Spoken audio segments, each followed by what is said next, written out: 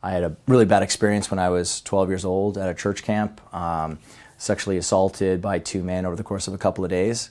And, that was, it ruined me, like so much shame and so much guilt, and didn't share it with anybody for actually 31 years until actually just a year and a half ago was when I kind of, finally brought it out to my wife and a good friend of mine. But, so I got into just grabbing onto anything that I could use that would help me just navigate life. And, I had multiple different, suicide attempts kind of growing up. And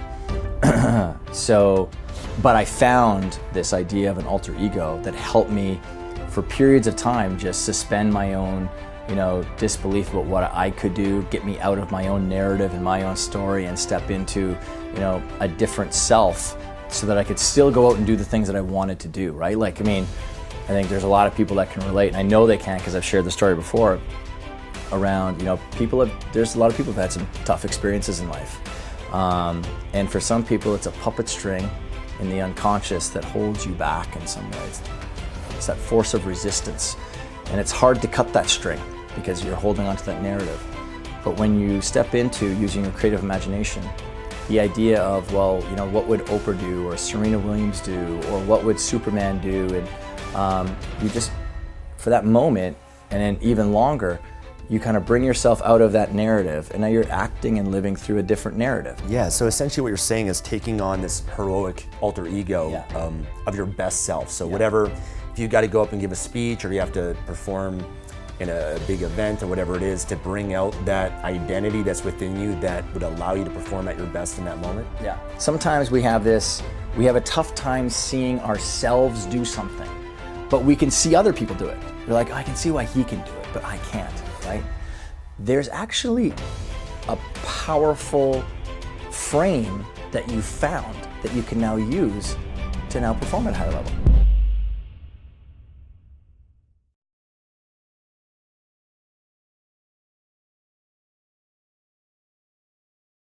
Hey everyone, this is Stephen James from Project Life Mastery, and I'm here right now with Todd Herman, who is the author of the best-selling book called The Alter Ego Effect: The Power of Secret Identities to Transform Your Life.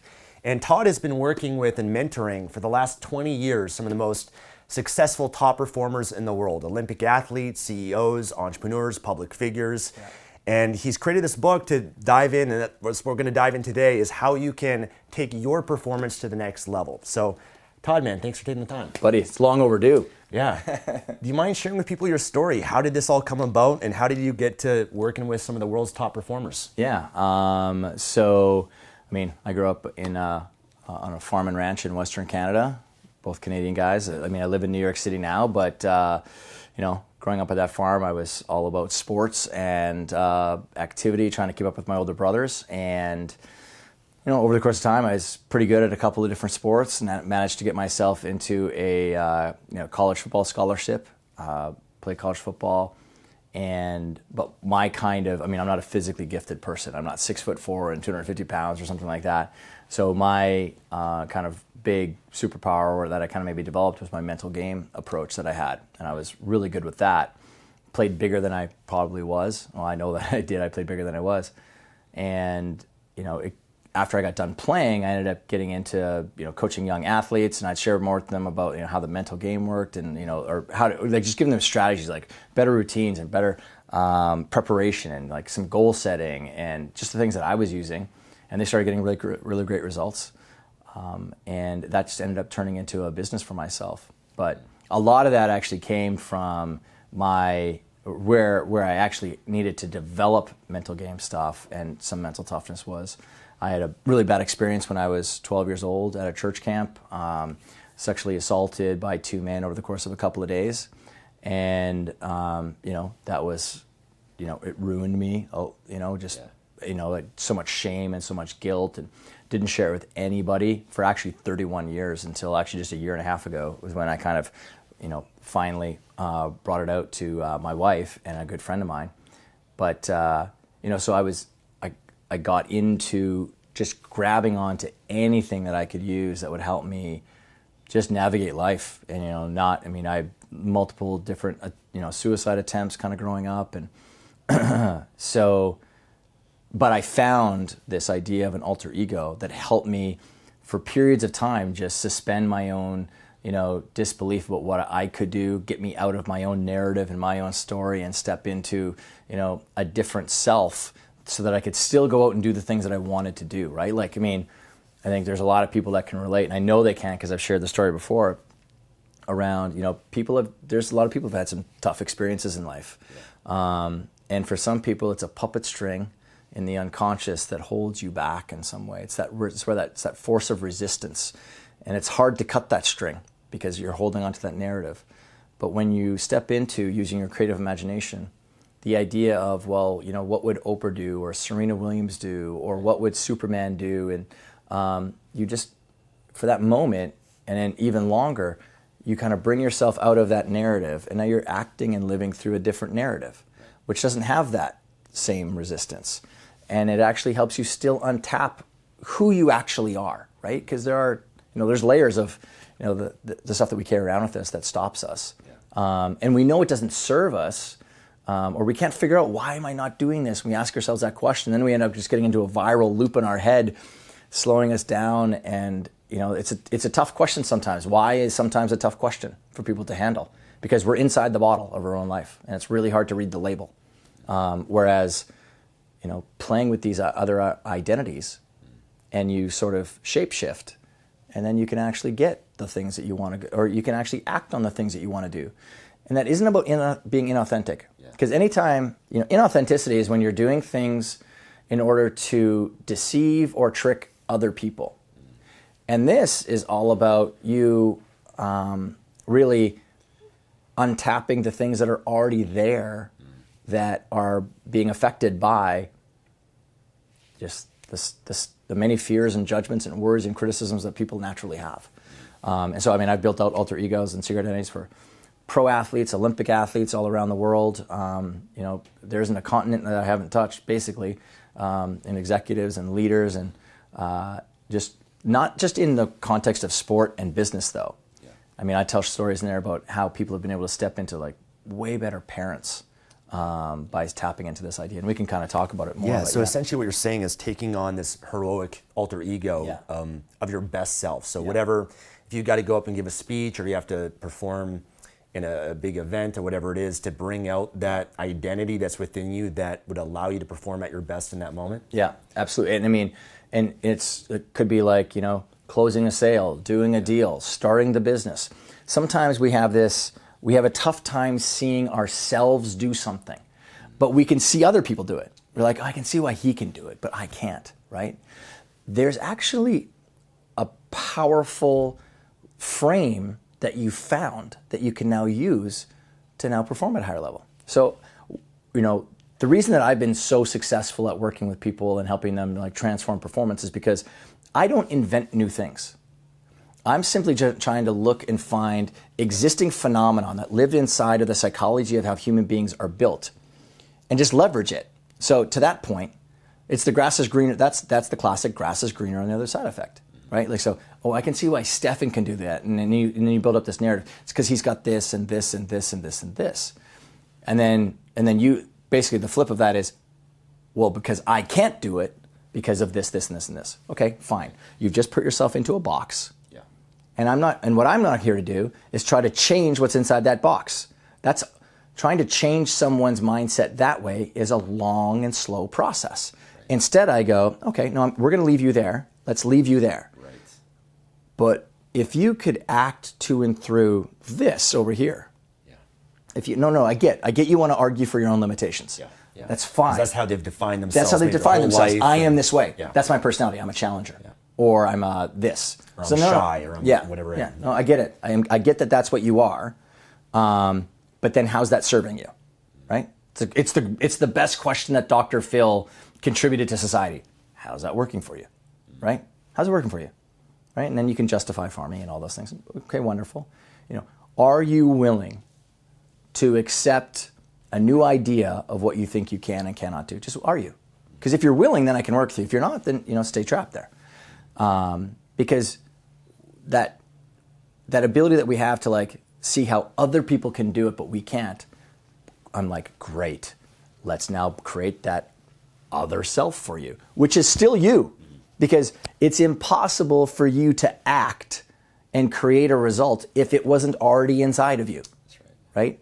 And then what happens is you get to this point where, I share in the book the quote from Cary Grant, where he says, the famous Hollywood golden era actor, debonair, charismatic, where he says, I pretended to be somebody I wanted to be, and I became that person.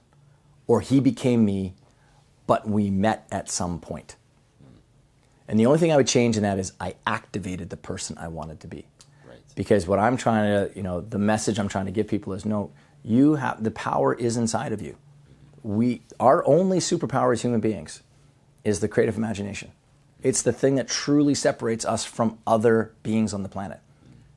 People go, oh, but we got better critical thinking skills. We might have better, but that's not the thing that's unique to us.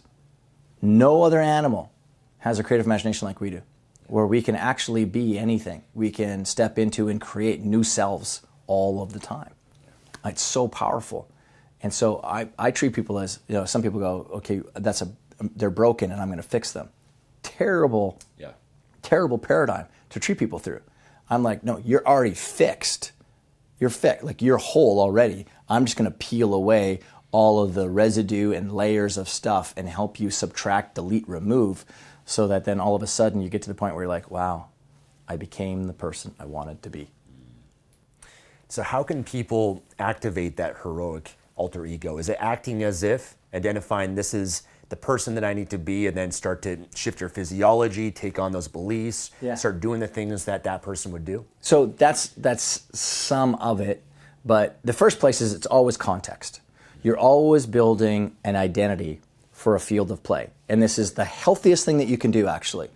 Some people are like, this is actually going to confront some people's beliefs about what it means to be a whole self or a human being or authenticity, and I'm going to break a lot of them for you right now.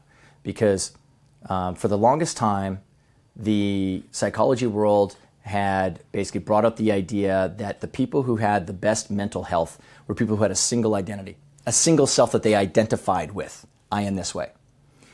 Reality is, we have a single body. Like, I've got a body, but it carries many selves. So I always just fundamentally knew as a practitioner, like, again, I'm not someone who just created courses and this is 22 years now in. I have 16,000 hours working with people one-on-one. That's this. Yeah. Toes to toes, nose to nose, face to face. That's a completely different level of performance that happens. Because when I'm giving you strategy, Stefan, to go out and win, you're going to come back tomorrow or the next day and let me know what happened. Yeah. And if over the course of a month, if everything I'm giving you isn't working, we're not going to be working together for very long, because I'm not helping you perform. I mean, I get paid on results. Yeah. And so, but whereas in a group environment, things can hide in there because group think takes over, which is a classic paradigm that we as human beings live under. So we start raising hands. Yeah, it worked for me too, because we don't want to look weird in the tribe or something like that. So we have multiple selves that we take out there. As a practitioner, I knew, I'm like, well, of course my athlete is different out there than they are over here. It makes sense. That's why when you hear people go, oh man, I met so-and-so, they're a lot different in real life than you, or they're a lot different in person. Yeah, of course they are.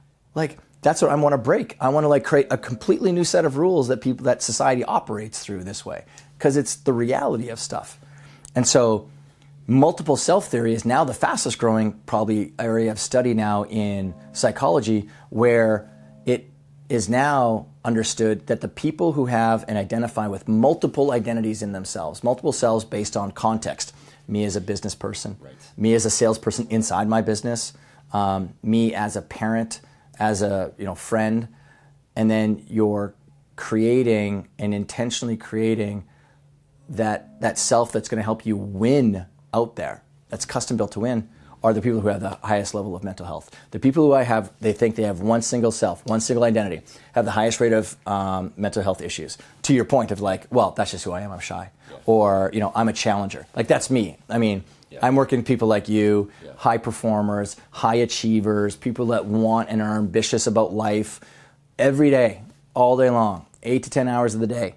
And that's natural for me to bring my challenger personality out, where I'm trying to break paradigms and pull people across finish lines and push them forward and, help give them new tools and just really problem solve that stuff.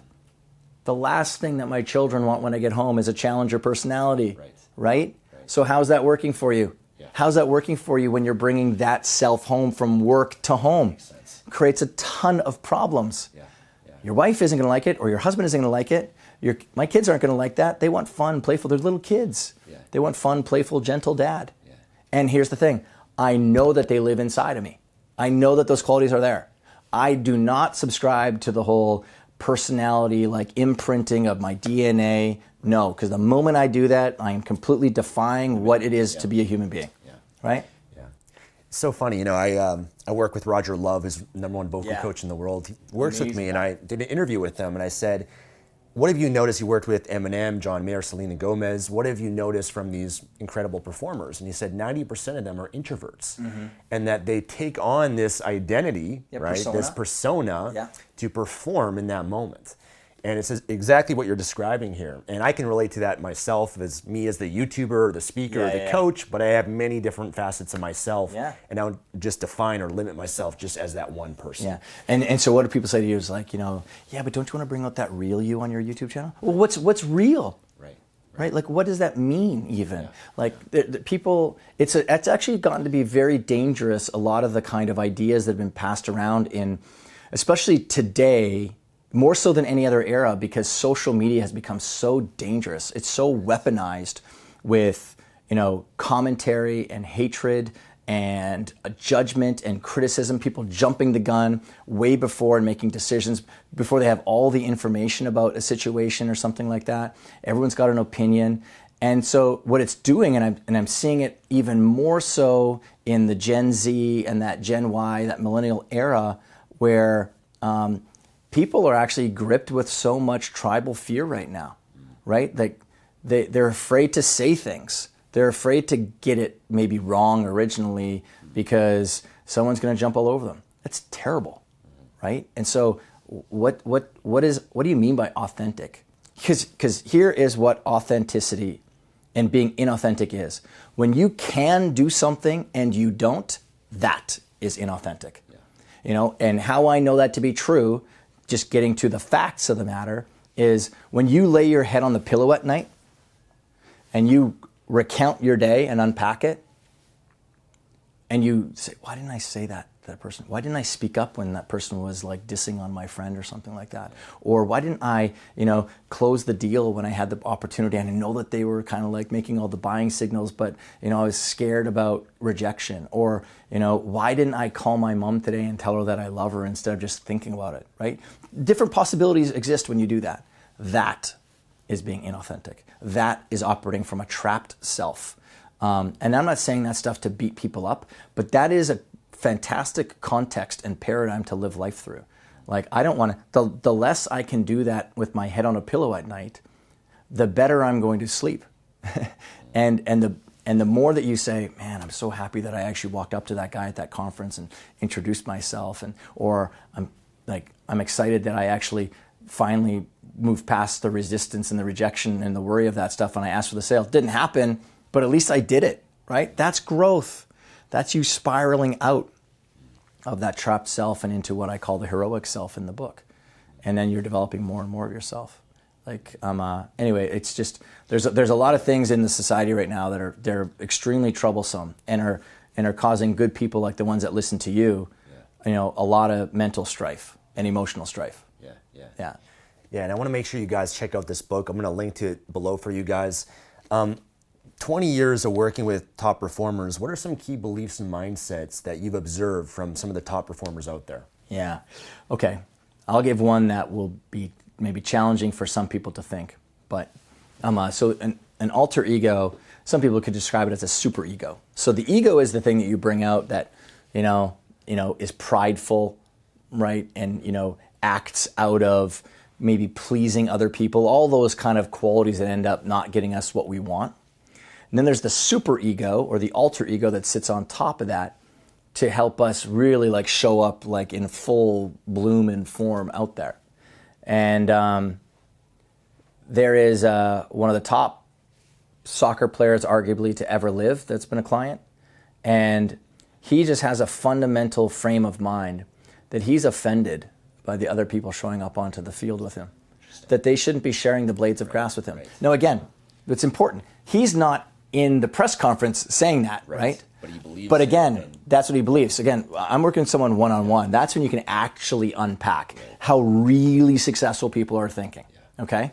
Not the stuff that makes, that's, bandied about, that is palatable to the people who sit in the average middle, that want to argue for their limitations. And then, people throw out some self-help stuff that makes them makes that crowd feel a little bit better about themselves, but not. It's like, no, I'm here to give you the real and honest truth. You can take it or leave it for all you want, but it's the reality of how they think. And there's very little information that's been spread around as to how the elite actually work and think. Now, again, this isn't just in business and sport. I'm talking about the elite as parents, right? Like, how do they, and that's what I've seen. The elite parents, there is this element of gentleness, also a challenger thing. There's an element of responsibility that they give to their kids frequently.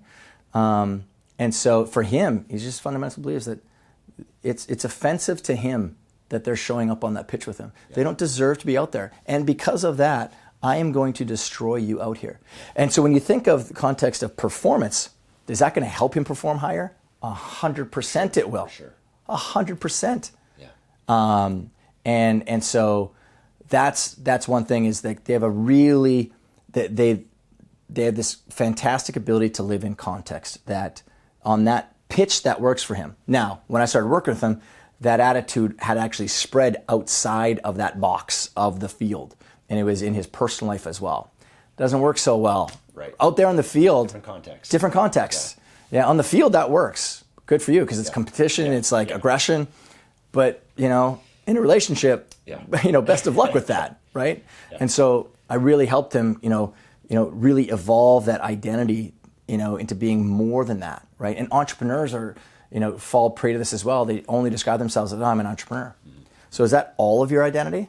Because for me, I'm an entrepreneur, I'm a dad, I'm a lover, a husband, I'm a brother, there's so many things that I get to be. Yeah. That's why what's the hardest web page you've ever written? Sales pages. Sales pages? Yeah. And it's because you've created the thing, right? Yeah. I'll bet you the other one that was the hardest thing for you to write was your about page. Oh, that's true. Yeah. The about page is so hard for people because how do you define yourself? How do you define yourself, right? Bios especially. So I'll give everyone a trick, and you can swipe this off of the top of my about page. We actually just went through a bit of a brand redesign, so it might be switched out. But for the longest time, it was out there for a decade. My top of my about page was, hey, thanks for coming to my about page, and I get it. You want to put me in a box, but here's what I want to tell you: just like you, I'm a heck of a lot more than a web page, right? And so below, you can read some bullet points about who I am personally, professionally, and maybe that'll help shape whether or not you want to hang around or not, kind of thing. Mm-hmm. Thanks for stopping by. And then below that was like personally, I'm a massive root beer lover. I'm a dyslexic. I grew up on a farm and ranch in Western Canada, live in New York City professionally, spoken on thousands of stages, did a speech with my fly down as well. Like all these things. Yeah. I think it would help people if you just realize that we have multiple fields, and which means you can have multiple selves that are custom built to help you win out there. So healthy for you to think that way. And I think a key thing is not necessarily allowing others to define you, because the media, they want to define you as you're the peak performance coach, or Tony Robbins is a motivational speaker, or you're this or that. Yeah. But there's so much more than that, but they kind of want that label. I know for me, when I was younger in high school, people would tell me that I was shy, I was so quiet. And I allowed their opinion, their definition to define me rather than me define myself. Yeah. And not allowing that to limit me. Yeah. It's fascinating. So it's almost what you're saying is they have a belief that they're the best. It's like an overconfidence. Mm-hmm. And let me ask you, where does that come from? Is it their work ethic? Is it are there certain mental things they do to kind of get themselves to have that belief in themselves? Well, it's not delusions of grandeur. It's like, you can't have that and then not do the actual practice and work, right? So that comes from closing feedback loops, seeing how well you do with other people, or you are in context. Reinforces that belief. The amount of work and effort that you put into it helps you develop that. That's another thing, and it just grows and grows over time. Now, there's a lot of people that I've come across that could easily be the best in the world at their craft, but there is some sort of they've kind of sort of put themselves some rung on the ladder below someone else. They're like, yeah, I'm good, but I'm not as good as that person, or that person has this benefit. They're 3 inches taller than me, or whatever, and they're just all they're doing is they're just chopping down their own tree, and diminishing their own confidence. That's not the only thing. It's a common thing. I'll say another one is a constant up-leveling of the people around them, understanding that allies, having great quality people around you is only going to help serve you going forward. That was the stupidest thing that I did early on. I did the whole, I'm going to climb to the top of the mountain on my own and plant that flag up there so that I did it and I can tell everyone else that I did it. And it was arrogant, but it was stupid and it was slow. And then it wasn't until I, got into mentorship at a young age. I managed to find mentors at a young age, and I was like, oh wow, this is so much easier, and it's so much more enjoyable to be able to pick up the phone and call someone who has already done it and is like the master of the craft. Like Harvey Dorfman was my mentor. He's known as the Yoda of baseball, one of the greatest mental game coaches ever. Wrote the Bible of the industry. And I tucked myself under his wing, and I did it for 33 days, and again, then he started passing me pro clients immediately, and it was going to take me a lot longer to go and find that. Plus, I got to see him work with some of the biggest pros of all time, sit in with him. I'm like, oh wow, that's actually what their big issues are.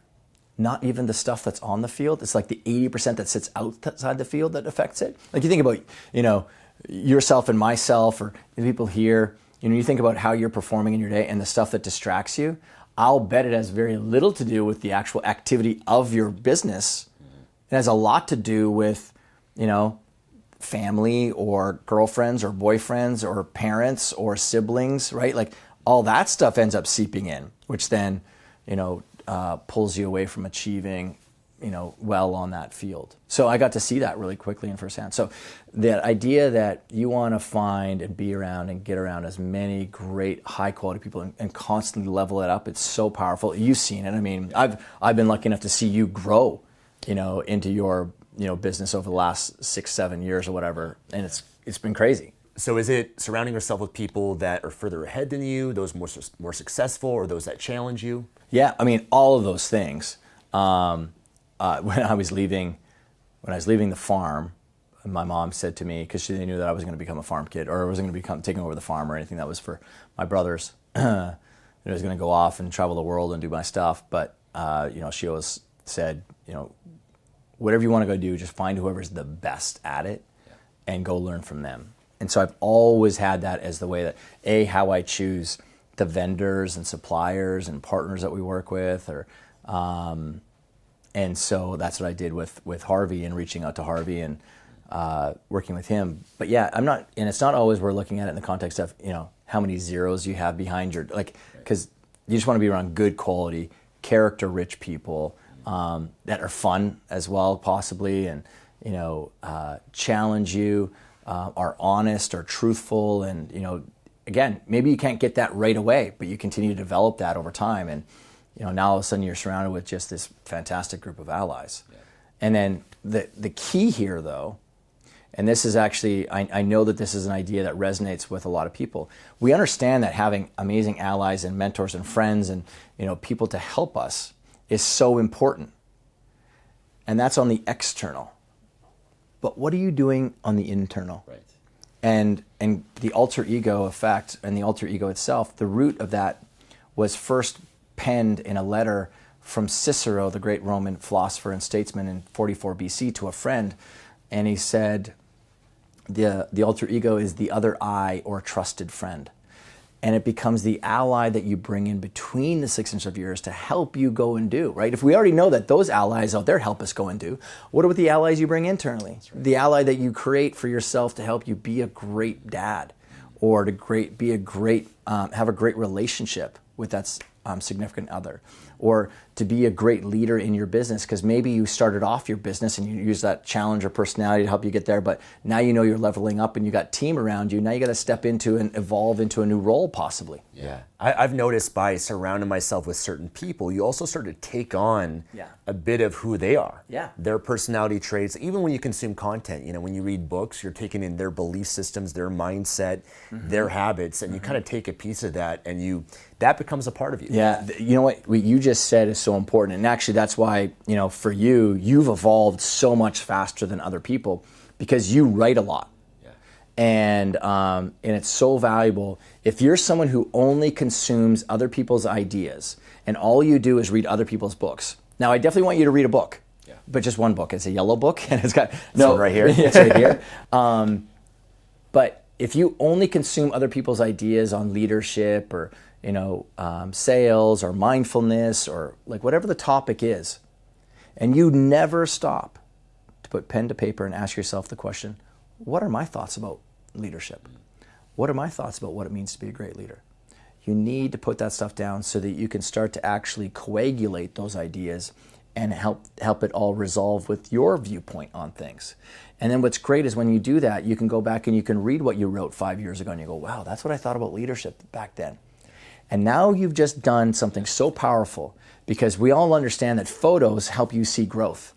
But if you don't think about those paradigms that you live through and you don't ask yourself what you think about them, then it's hard to see the mental, emotional growth and intellectual growth that you've had over the last 5 years. Like it's cool for me to go back and look at the journals that I've written, 2 decades ago even now. And I'm 43 now, and looking back, you see what I was like at 23, I'm like, wow, that's what you like. No wonder you struggled with that, right? And then I think now, like, what am I going to say about myself at 43 when I'm 53? It's like, wow, that was an interesting way that you thought about stuff. So, and I mean, and you, because you do that so often, you're able to because even when you write something, I don't know if you do this. I mean, I did that when I was writing the book. It's like, you look at it and I was like, it's not really what I think though. Like, 'cause you just got it out, and then you're going back and you're like, I don't like how that's not quite the representation. So. Got it. Yeah. Now, I'm glad you brought up mentorship. You've been influenced a lot by Jim Rohn. Do you mind sharing a little bit with people your experience with him? Yeah, I mean, I met him at a Construction Person of the Year event in Banff, Alberta, Canada. My uncle was getting an award, and I sat next to him. Didn't know who he was. I was young, and he ended up asking me all these questions. I just won this restaurant award, and just was like, oh, what are you going to do? And just asking me questions that people didn't ask me about, what do you want to do with your life? Kind of questions like that, goals and stuff. And I was doing all the talking because he was doing all the question asking. And I was like, oh, so are you getting an award tonight too? And he was like, oh, I'm actually the keynote speaker. And I'm like, oh, I'm such an idiot. I just got done telling him that I wanted to speak. I wanted to be a speaker too, or get out and speak at least. And then right then and there, he got introduced to come up and do his keynote of the night. And he got up, and I was like it was 56 minutes of the greatest thing I'd ever heard. And I sat down, and I'm like, oh my God, I want to do that. He's so eloquent. So anyways, he kind of gave me kind of three things to go and do.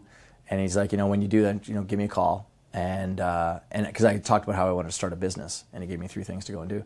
So 2 days later, it was Monday. By the afternoon, I called him, and I was like, "Hey Jim, it's Todd. I just met you on the weekend. I don't know if you remember me." I mean, I sat next to him for 5 hours, so of course he'd probably remember me. But I said, "Yeah, I'm done those 3 things. Now what do I do?"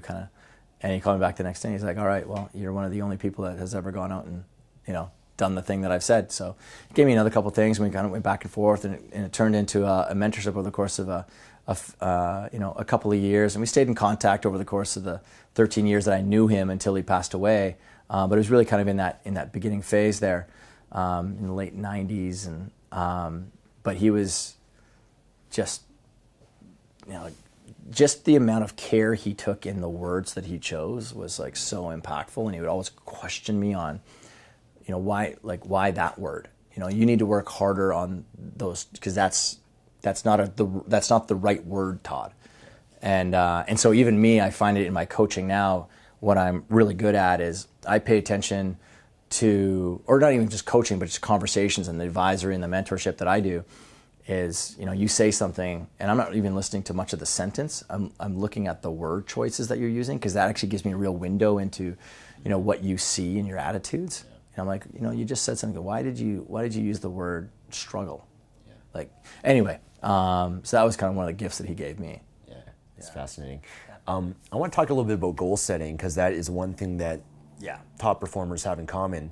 You mind sharing with the audience a little bit about goal setting, why that's important, and any tips that you might have for them? Well, I mean, I think pretty much everyone knows why goal setting. Like, no one has ever argued in any debate that goal setting is terrible, right? Like everyone understands that it's important.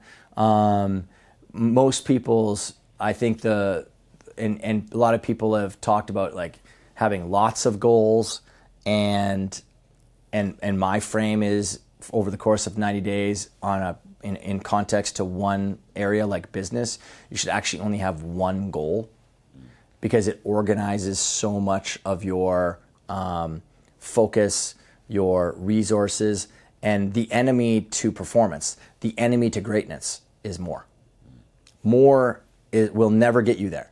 It's less. It's subtraction, it's deletion, it's removal. Now, my nuance with that. When I say more is the enemy to performance, more meaning having 8 projects to be working on right now. I'm having 17 different, or 3 different businesses that you're trying to start at the same time. No business owner has ever been successful starting and running 2 businesses at the same time. It's like impossible. Yeah. And so that idea of focusing down and choosing one goal that you can move towards, which then helps you make a decision around the projects that you'll do. Because I break down in this model that I use to help people with, in entrepreneurship and business owners and, athletes as well, that once you have that one goal, which is typically, there aren't that many goals that you can actually have in business, because they all kind of fundamentally chunk up to like revenue, sales, profit, maybe customer growth or something. Everything else is actually projects, right? So even like, well, my goal is to have my website done. That's not a goal, that's a project, because you have a lot of control over the website being completed. Now, you saying that you want to complete your website and then have it converting, 35 customers a month to earn you $60,000. Now that is a completely different lens that you've attached to the project itself.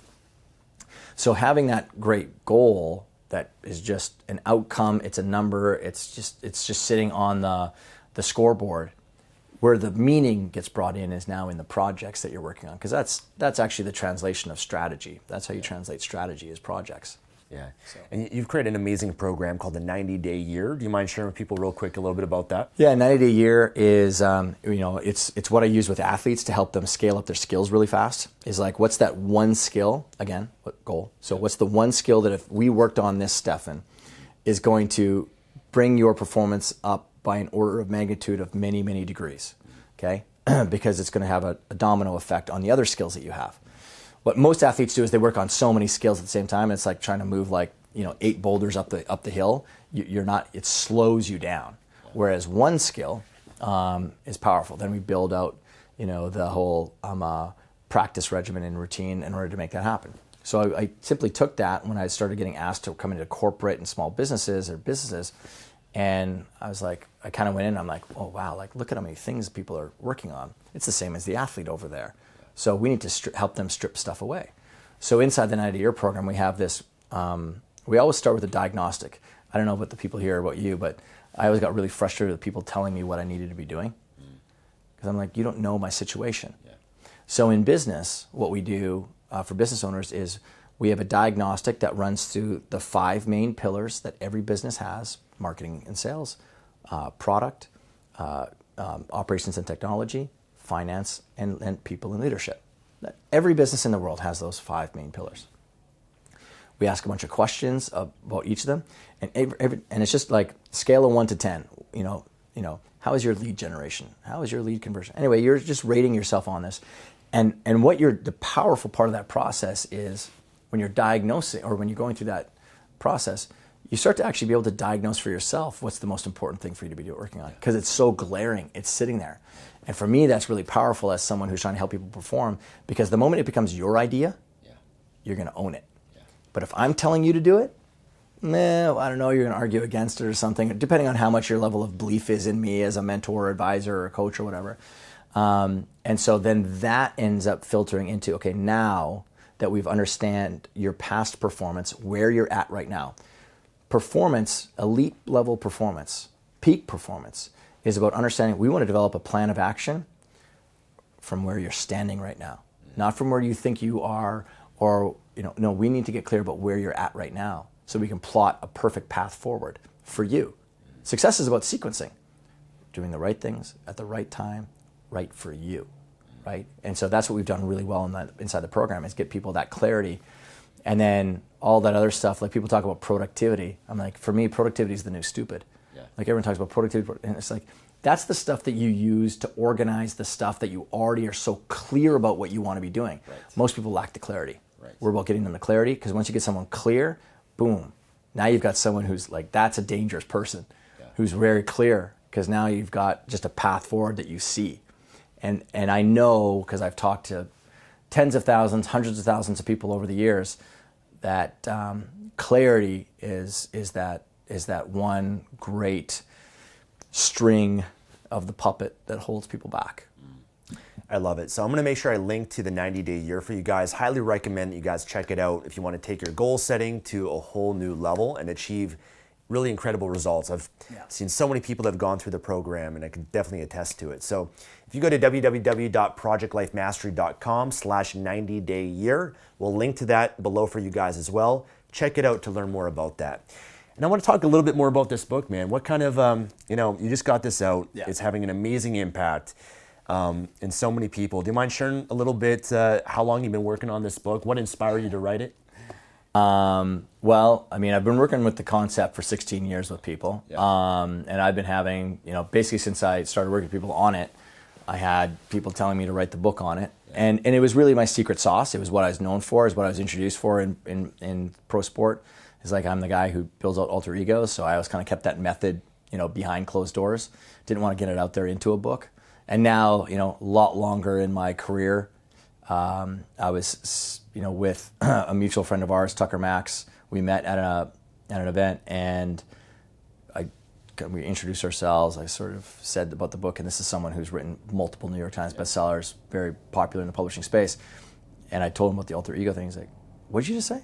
I'm like, "Yeah, I'm known for building alter egos and secret identities to help people transform their performance." And he's like, "If you're not writing a book, you're a freaking idiot." Probably more colorful language than that even. And so, and I'm dyslexic, so I always kind of was a little bit of a crutch for why I wouldn't write it. But it was just that right time. It's sort of just things coming together. And then, it took me a couple of years to unpack it and really put it together. And, I ended up signing with HarperCollins, and my editor there is an absolute superstar editor. And he pulled a great book out of me, definitely. Awesome.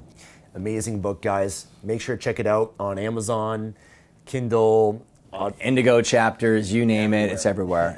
Airport bookstores, Barnes & Noble. So I'll link to it for you guys. You've also created a masterclass as well, which we'll link to. If you go to projectlifemastery.com/alter ego effect, check that out as well. The last question I have is, one thing I admire about you is you're really an incredible networker. You really are amazing at connecting with people and building those relationships. Any tips that you have for people when it comes to that? Biggest one is make it a daily practice. Maybe not in the beginning, but that's the goal, is to get to a daily practice of trying to find a way to connect other people together. So people think of like networking as you want to connect so that you can find a way to, maybe develop a new relationship with them, or, business or something like that. Like it can get a little bit transactional. For me, it's like, I want to find as many super high quality people as I can so I can connect them together to make life easier for them, right? And it always spins back to me. But my motivation is about, I know how challenging life is. I know it. Like I personally experienced it. Like it's tough.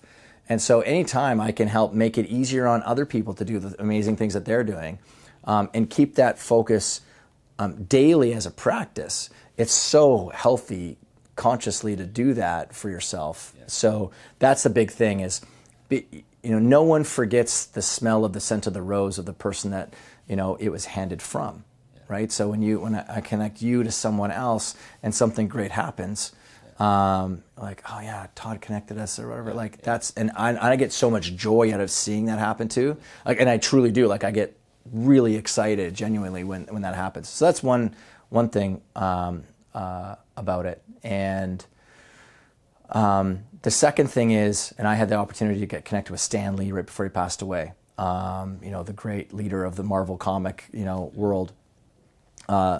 And I learned this, it was almost the exclamation point on the end of my experience of working with and being able to get around some great people. They were always phenomenally enthusiastic about your stuff.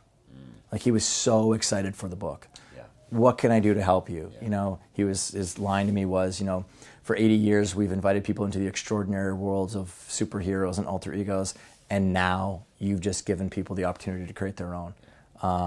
And he was so enthusiastic. So be enthusiastic about other people's stuff. It's so it's such a charge of energy for people when they get that from you.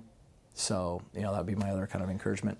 It's about adding value, which you've done an amazing job here today, man. Thanks, I appreciate it. Thank you so much. You. Guys, check out the Alter Ego Effect. We'll make sure to link to everything below. Thank you guys for watching. If you guys enjoyed this, hit the thumbs up here on YouTube, leave a comment below, and we'll see you again in the next video. Take care. Thank you guys for watching this video. I release several videos every week, so make sure you guys subscribe to the Project Life Mastery YouTube channel by clicking the subscribe button below, and make sure you guys click the bell icon to turn on notifications so that you get notified of future videos that I'm putting out. I like to answer questions in the first 30 minutes of releasing a video. So if you guys have any questions whatsoever, leave them in the comments within the first 30 minutes of the video being released, and I'm happy to answer them for you. And I also like to give away some Amazon gift cards as a way of saying thank you for you guys consuming my content and for being a subscriber. So thank you guys so much. I look forward to seeing you in the next video.